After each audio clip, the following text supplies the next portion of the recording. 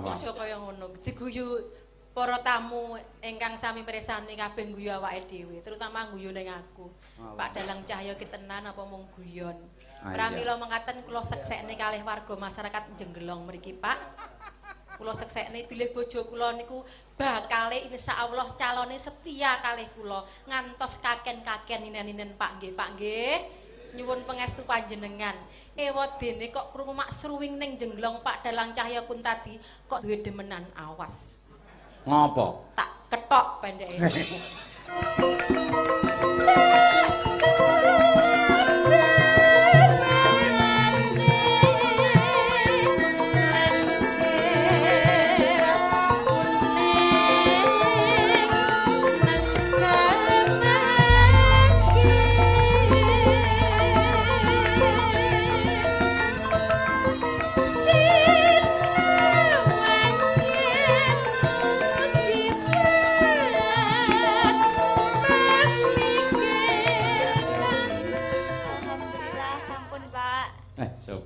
Syukur. Lara apa to, Nduk? Kula batuk pilek. Oh, watuk pilek. Iki pancen lagi usum kok, Nduk. Nggih. Watuk pilek. Sing pilek endi? Irunge apa metune kok irung apa kok lambe kan ana to sing ngono dadak metu kok lambe iki ana. Irunge, Pak. Irunge ya. Nggih. Layak sik rada bindeng suaramu. Nggih. Wis diobati? Sampun. Oh iya, wis istirahat. Sampun, Pak. Mula ya yen tanggapan kon lereni lereno ya. Nggih. Lek renangi golek wektu sing pas renek tanggapan, longgarno ruwenang paribasane karo gaya apa wae monggo. Ayo, Wong kon leren malah slulup. Ayo, Wis ora apa-apa, mak pancen bocah semono ki lagi seneng-senenge. Ora apa-apa. Yo, ripalungguhan iki sampean dikangeni karo penggemarmu kabeh. Nggih to kangen sampean nembang sing apik. Nggih, Ya, Pak. Ora perlu angel-angel. Tetep gandengi nggone piyayi. Mantenan aturna ya kuwi kadung tresna sak bawane. Nah, Nggih. coba tak rungokke suaramu isih bindeng apa ora? Ya, Bawane karyane ibumu Sukesi ya. Nggih. Nggih, aturna karo para lenggah. Ayo arep matur piye karo para lenggah kabeh iki? Ayo. Dumateng para lenggah. Kula ngaturaken wilujeng lenggah. Wilujeng mirsani ringgit dalu punika, Pak, Bu. Mugi-mugi panjenengan sedaya pikantuk rejeki saking Allah Subhanahu wa taala. Amin. Amin. Sampun. Oh iya, apik. Ya, dumateng para lenggah, monggo kula dherekaken lenggah ingkang sekeca. Ya. Apik. Yes pancen bocah. Mula lek kelu Nduk sampean pas ana resepsi pernikahan lek ana pambiyawara, ana pasrah temanten, nampa temanten ngono wae gatekno. Lah mesti kuwi ukarane, sastrane, basane mesti apik-apik temenanan. Nah, ngene kena nggih sinau, nggih pancatan dihafalke terus ngene iki iso diaturake pas sampean nyinden ngene iki ya. Nggih. Nggih, yo. Bawane kadung tresna coba kaya apa? Yo. Rinasa sayang lela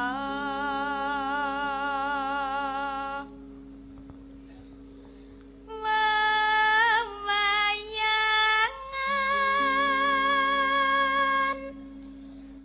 kang anggrek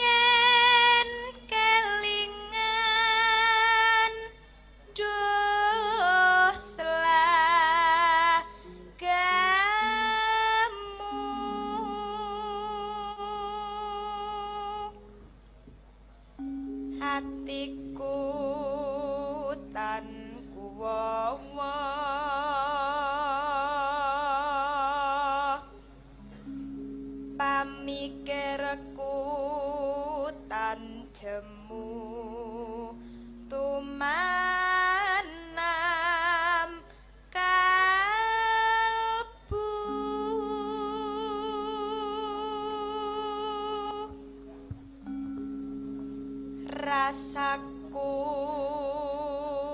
wis kadung tresna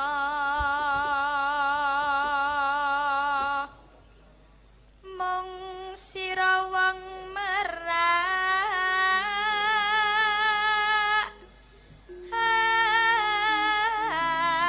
ati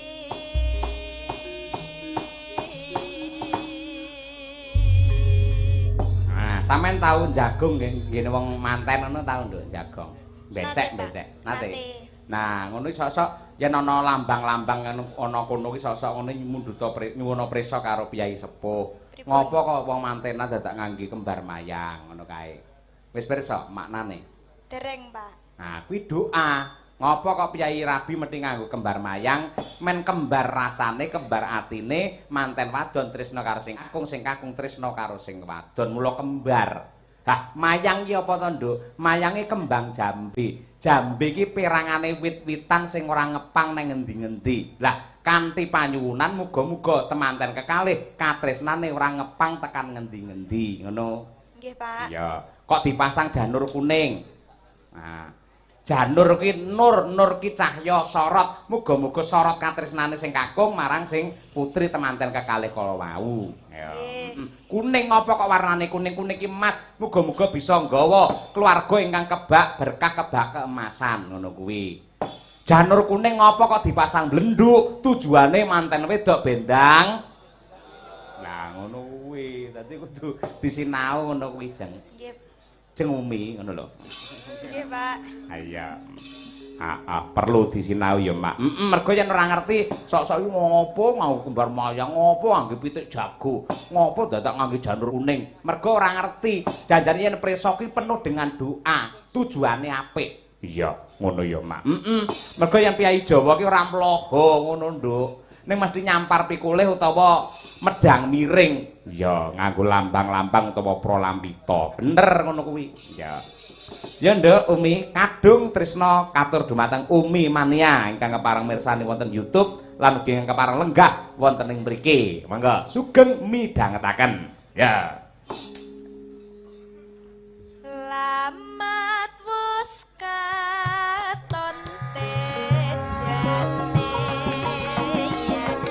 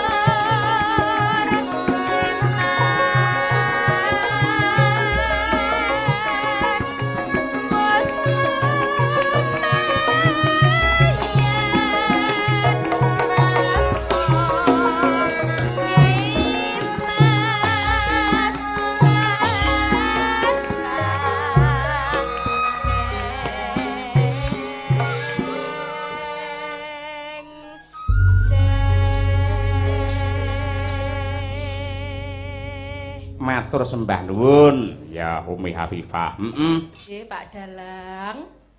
Sugeng dalu bapak-bapak, ibu-ibu. Assalamualaikum warahmatullahi wabarakatuh. Waalaikumsalam. Matur nuwun, alhamdulillah Pak Dalang. Pranyata priyayi wonten ing tanon mriki. Sambi dhuwur. Sambi dhuwur mriki. Saestu priyayi ingkang budaya Pak Dalang. Khususipun bapak ingkang kagungan kersa inggih menika Pak Lurah Kliwon.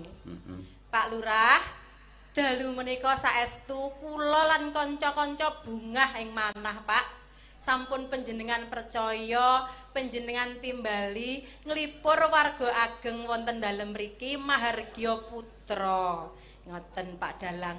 Saengga kula minangka wakilipun Karawitan Madangkara lan ugi Waranggana ngaturaken panuwun ingkang tan upami kunjuk dumateng Bapak Lurah Kliwon sekeluarga ingkang sampun mercaya bojo kula lan kanca-kanca nglipur keluarga ageng wonten ing mriki.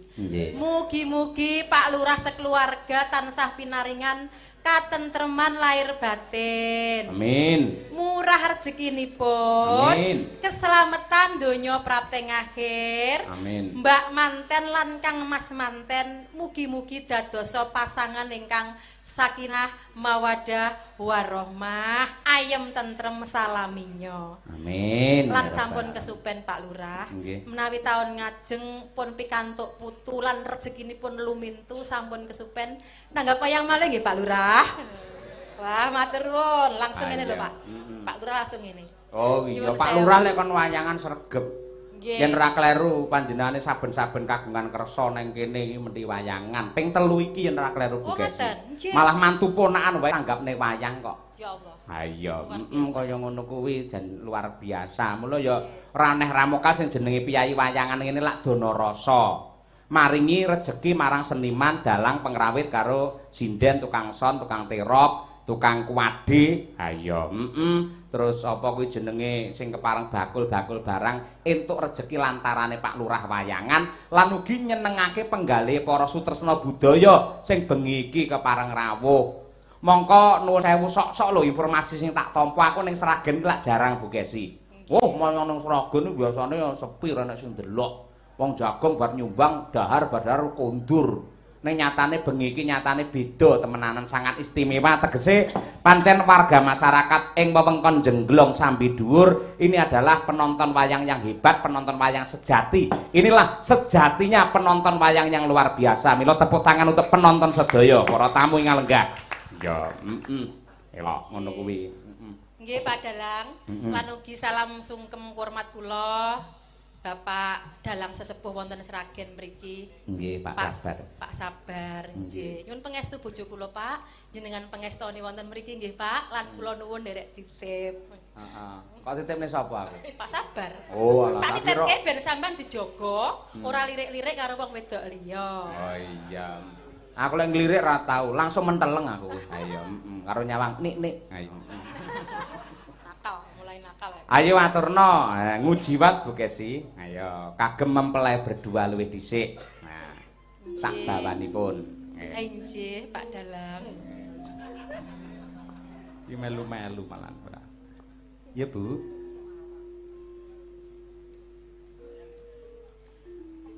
Duh Mas Mus tikaning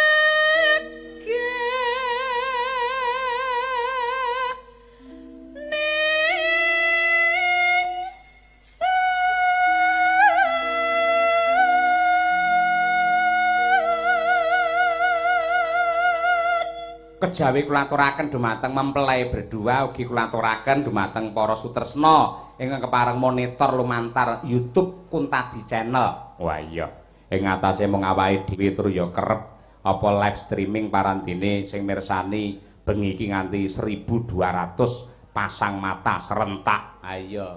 Kuwi lek rawuh nang kene wong 1200 iki dalem kene ora sedeng lho, Nduk. Ha iya. Matur nuwun kepareng tresnane dumateng Pak Lurah Kliwon. Lajeng Bu.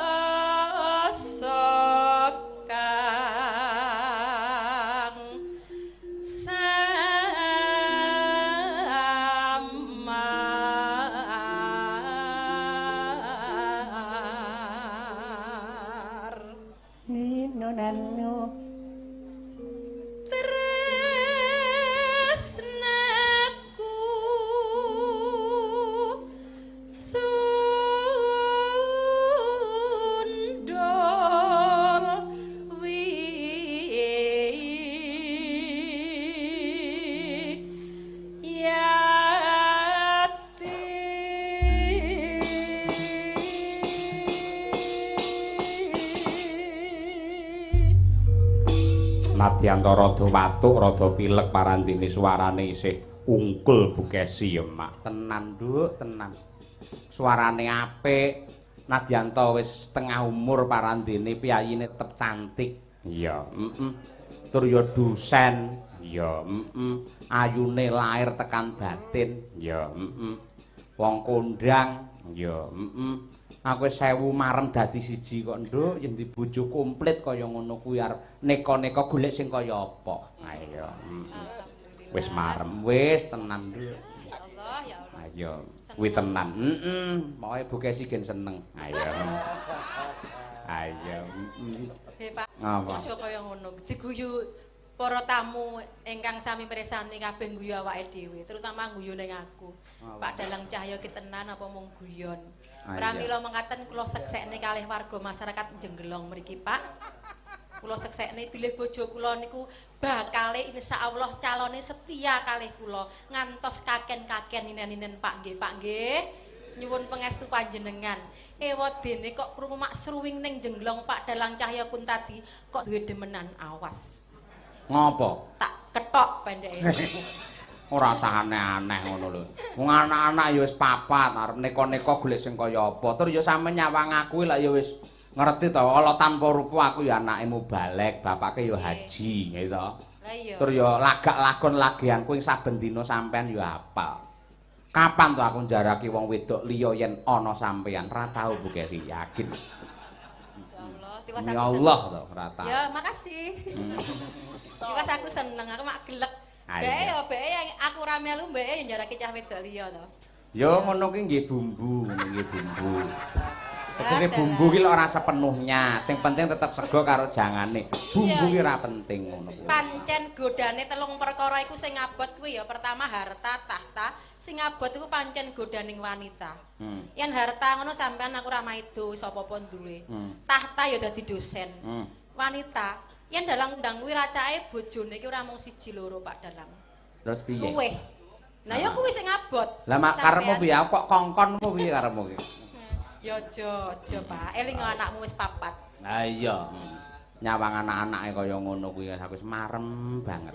Ha iya, Cah loro, cah kembar dampit takjak alhamdulillah sirku ben delok wayang malah wis turu. Ha iya. Ha iya, kewareken tengkleng pisan. Ha iya. Yo aturno langgame Bu Kesi, katur mempelai berdua. Ya, Mangga.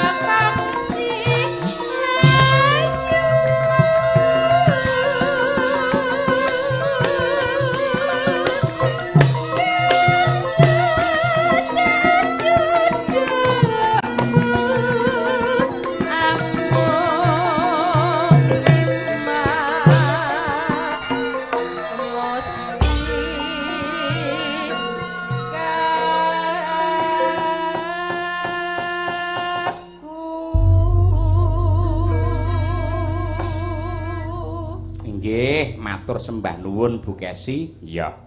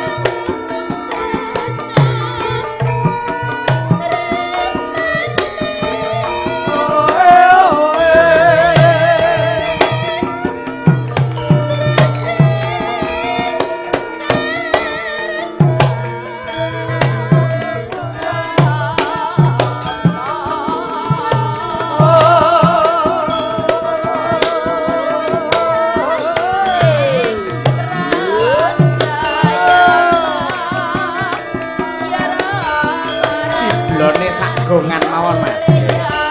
Men direka.